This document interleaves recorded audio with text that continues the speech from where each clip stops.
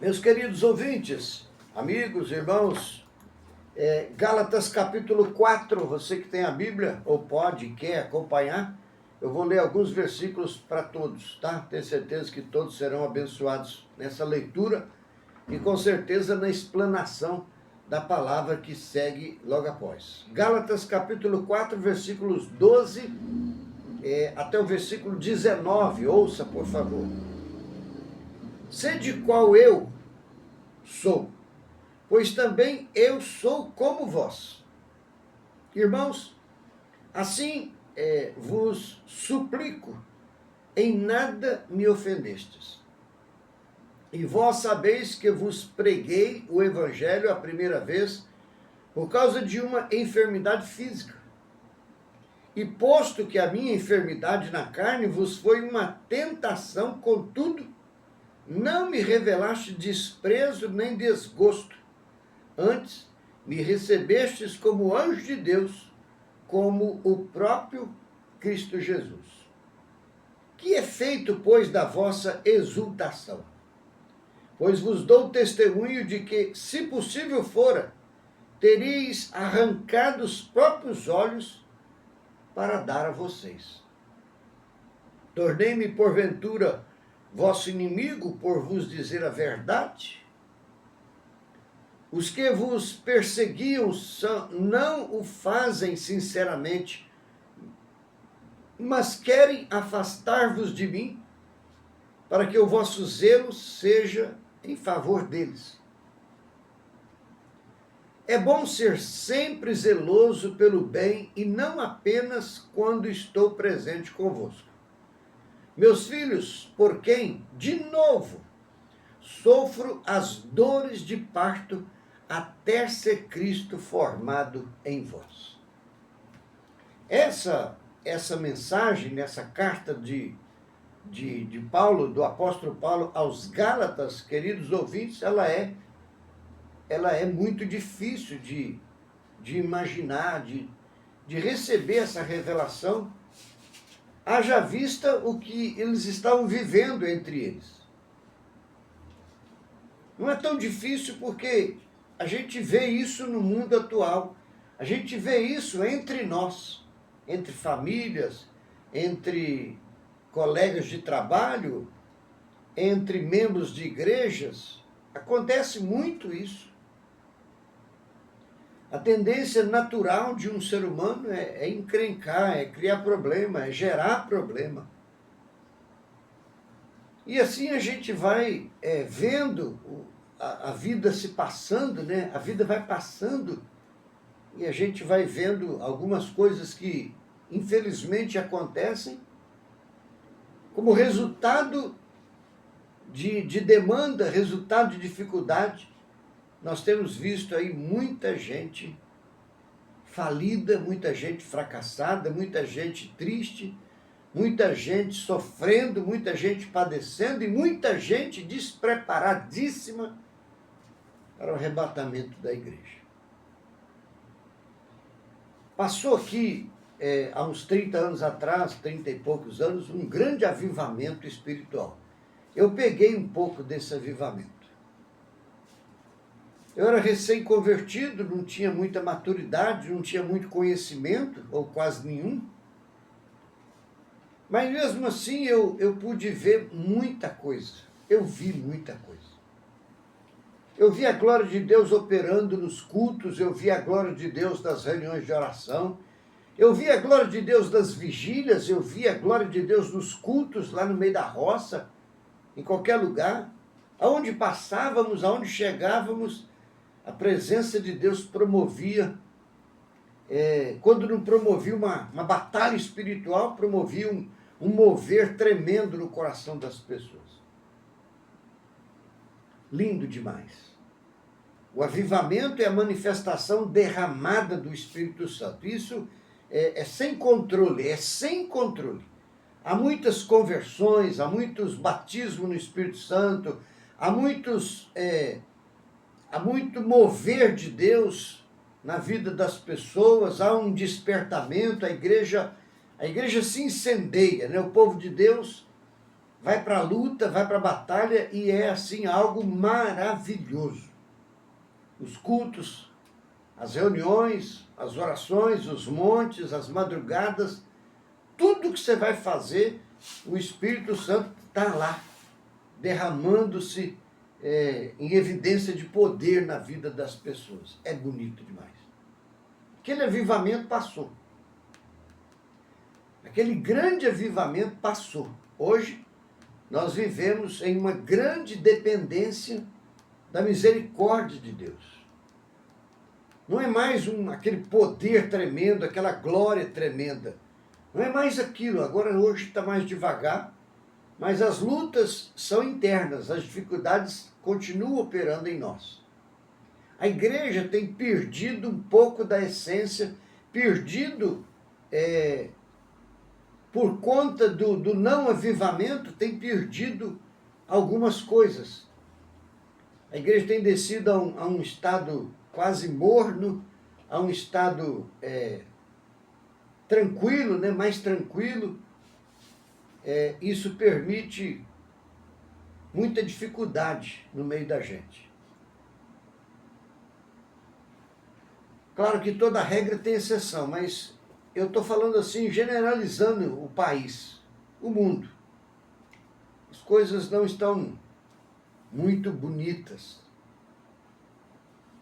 Ouvi hoje ou ontem, não sei, uma notícia que uma grande igreja alugou o templo por alguns dias para uma gente e fizeram lá atos diabólicos terríveis dentro do templo que foi alugado. Quem aluga tem direito, né? E isso está gerando assim uma polêmica muito grande a nível de país. No país inteiro está uma demanda muito grande.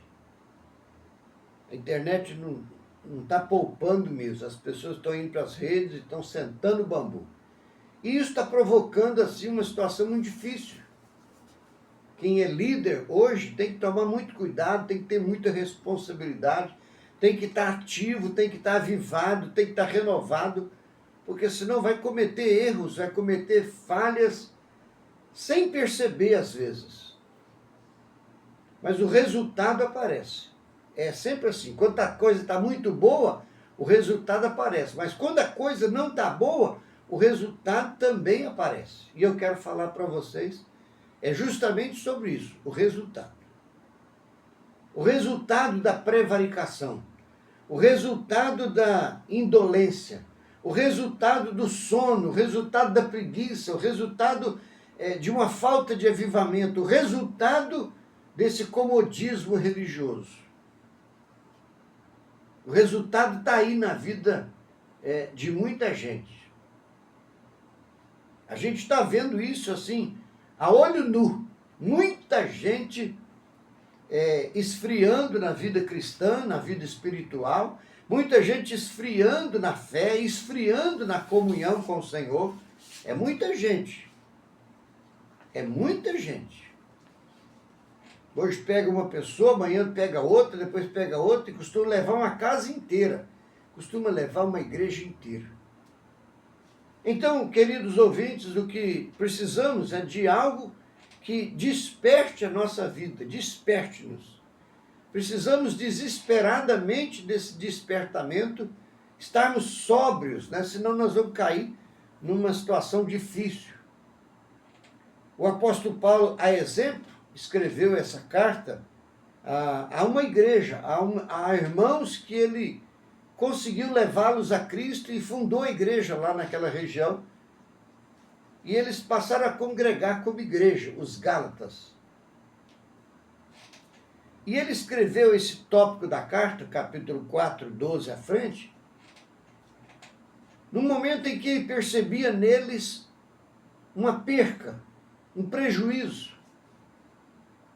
Eles estavam assim, naufragando na fé, eles estavam entristecidos, eles estavam olhando noutra direção, sem norte, sabe?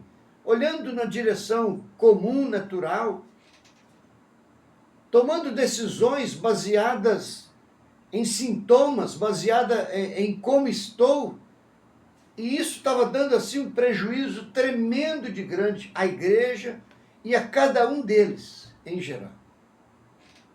Cada um. Eu sou responsável por aquilo que eu estou vivendo. Porque se eu estiver na bênção, vivendo um momento bom, muita gente pode ser abençoada através desse meu momento bom com Deus. Mas se eu não estiver no momento bom com Deus, muita gente pode ser prejudicada por esse mau momento que vivo na presença de Deus. Então, é responsabilidade de cada pessoa. Mas também é responsabilidade de liderança, porque alguém tem que fazer alguma coisa. Alguém tem que fazer alguma coisa. Eu gostaria de convidar você para olhar para dentro da sua casa. Olhar para o seio da sua família. Como está a sua família? Tanto os que vivem debaixo do mesmo teto, como aqueles que são do mesmo sangue, mesmo sendo terceira, quarta, quinta geração. Como estão eles? Como estão vocês? Como é que está a igreja?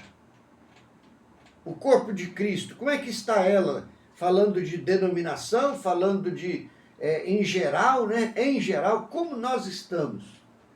Essa pergunta ecoa nos quatro cantos da terra. E o apóstolo Paulo percebeu isso na igreja dos Gálatas. E citou para eles algumas palavras ásperas, difíceis, palavras que eram verdades, mas que machucavam. Eu sei que tem hora que a gente ouve uma palavra, mesmo vinda de Deus, que ela nos machuca. Nós não somos robô e nem anjo, nós somos seres humanos. E quando levamos as coisas para o sentimento humano, se feriu, se machucou, se bateu, a tendência da gente é reagir, infelizmente, né? O Senhor espera que a gente se curve, que a gente arrependa, que a gente mude e seremos abençoados. Mas pode ser que a gente reaja negativo.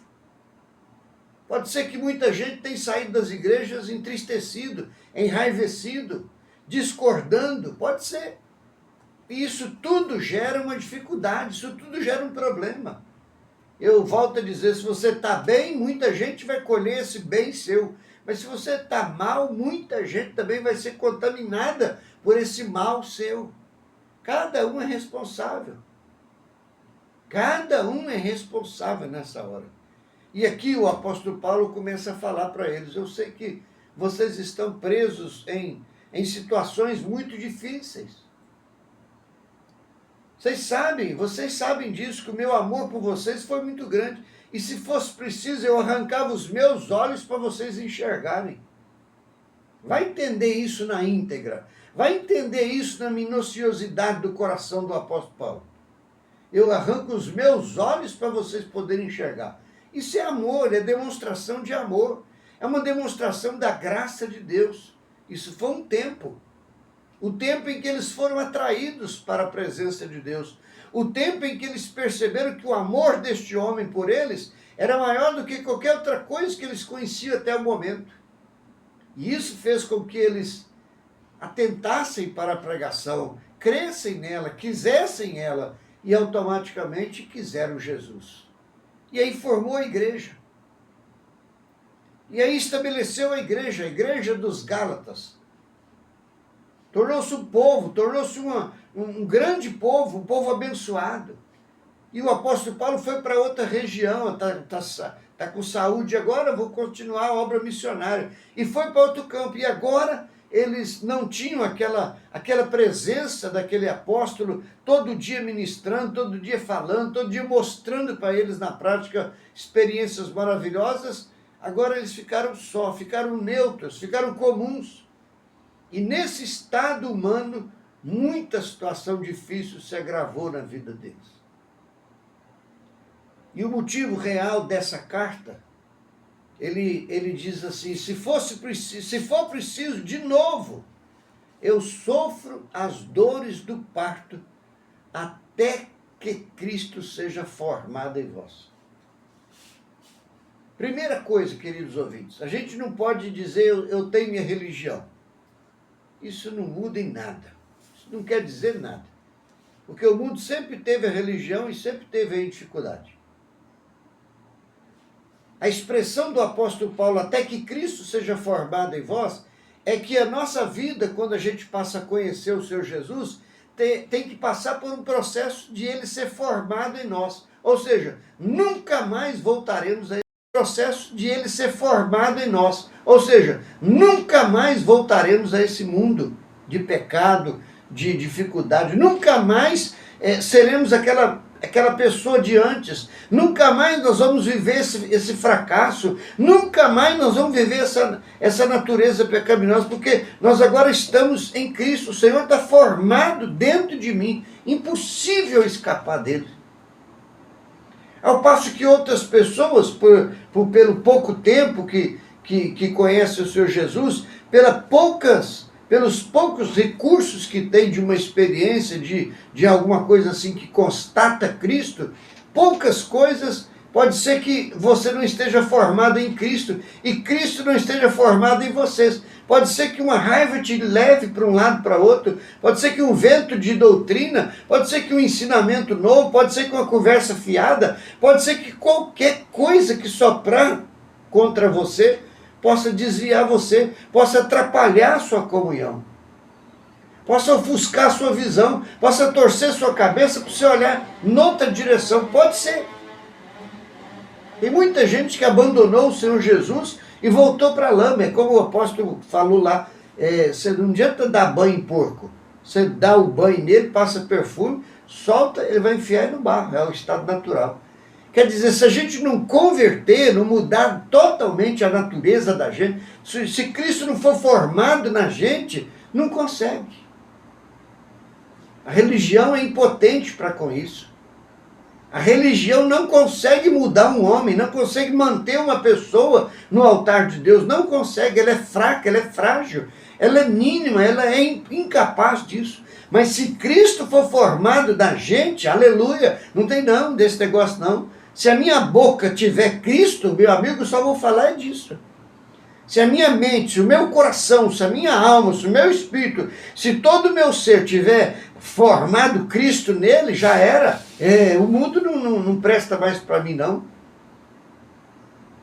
Então, a dor do apóstolo Paulo, o sofrimento pelo qual ele teve que escrever essa carta, ele diz assim, eu amei vocês lá atrás, que eu disse, se fosse preciso, eu arrancava meus olhos para vocês enxergarem.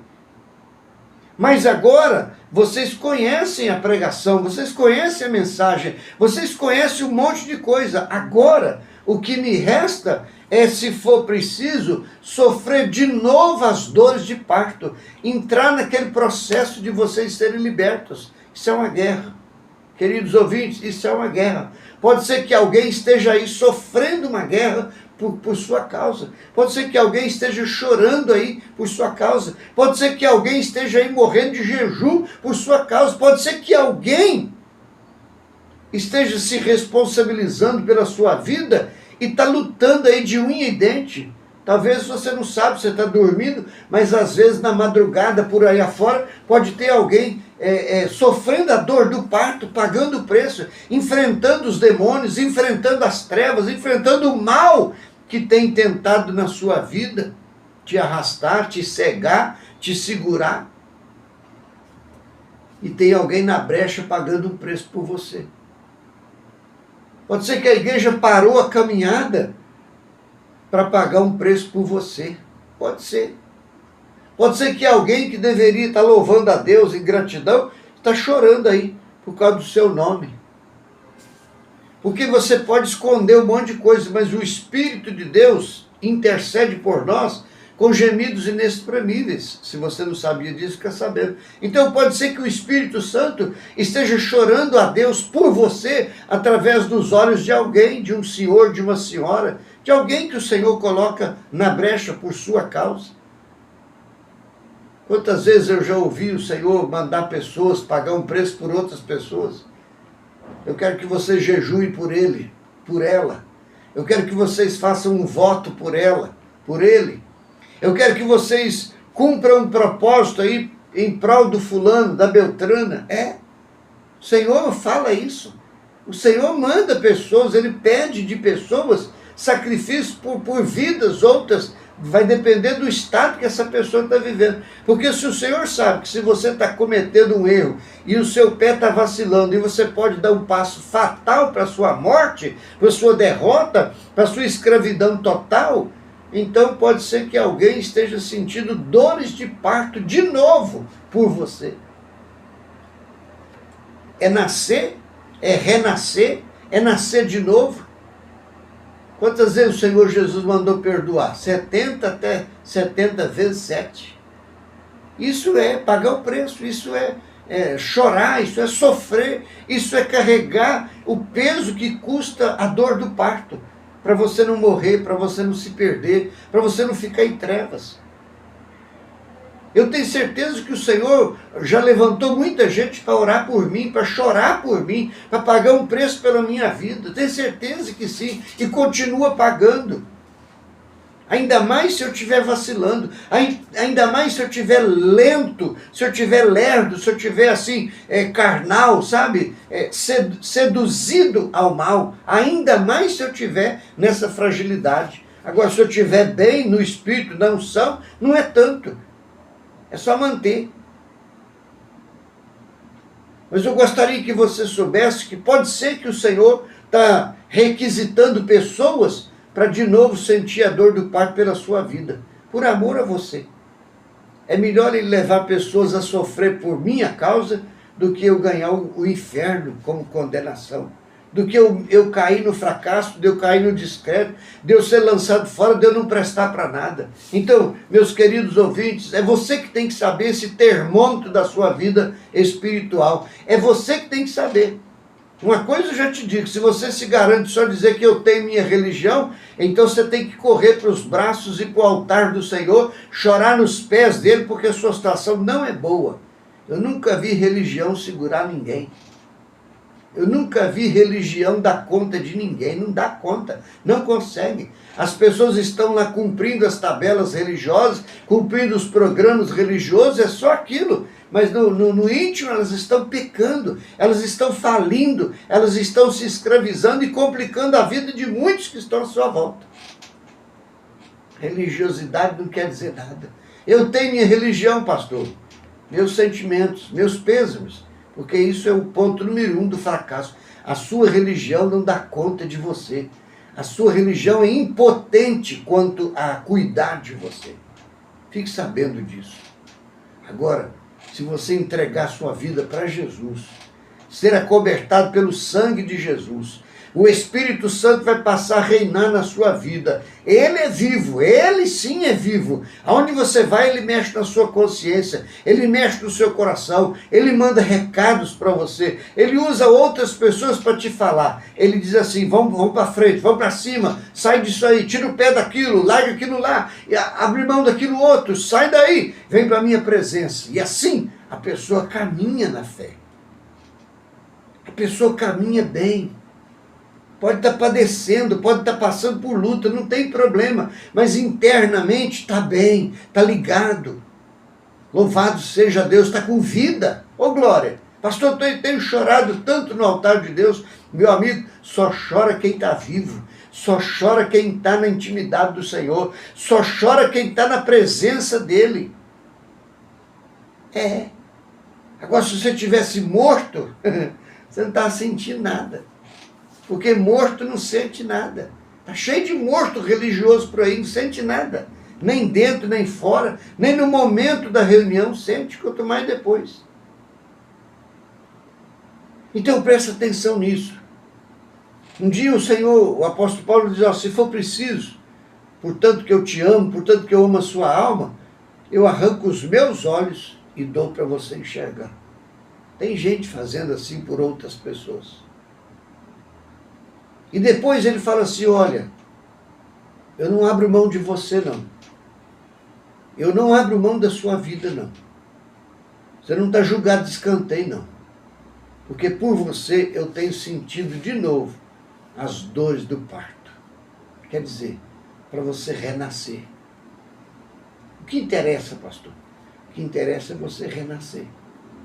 Não importa se 10 vezes e 20 vezes, enquanto a vida há esperança, renasça. Conserta, reconcilia com Cristo. Volte para Cristo. Pastor, eu não consigo me manter de pé. Então você vem arrastando, vem ajoelhado, vem rolando, vem de qualquer maneira, mas venha. E venha e abra o seu coração e o Senhor vai cuidar de você. Agora não deixe de vir, não deixe de voltar. Não deixe não deixa para lá essa comunhão sua com o Senhor. Se ela quebrou, restaura.